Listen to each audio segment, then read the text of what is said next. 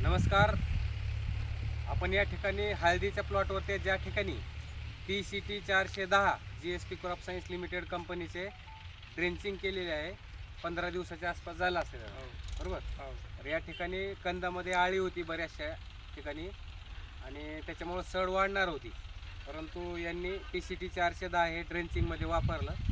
त्यांचे अनुभव विचारू त्यांना. तुम्हाला काय रिझल्ट वाटले ते ड्रेंचिंग केल्यावर? रिझल्ट चांगली. पहिली आळी होती याच्यात, पहिल्यावर याच्यातली आळी कंदामधली आळी मेली.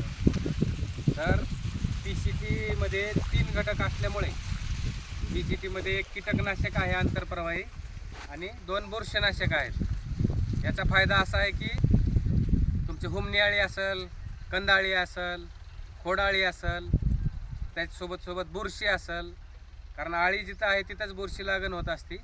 तर PCT 410 मध्ये हे कीटकनाशक बुरशीनाशक असल्यामुळे कंदसड पण थांबून जाते एकदम खात्रीशीर. आणि हे यांना या ठिकाणी अनुभव आलेले आहेत. आपण तळणीमध्ये आहेत, तालुका मंठा, जिल्हा जालना. तर रिझल्ट एकदम PCTचे ड्रेंचिंगचे चांगले आहेत. तर याच्यासोबत तुम्ही क्रेझी प्रो घेऊ शकता, अॅम्युनो ॲसिड, ज्याच्यामुळं मुळांची संख्या वाढते, वाढ चांगली होती. आणि जर पानं चांगले राहिले तरच तुमचं खाली कंद पोसत असतो.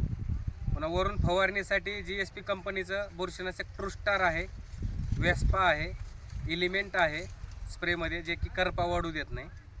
तर हे वापरायला पाहिजे, एवढंच या ठिकाणी सांगायचं आहे.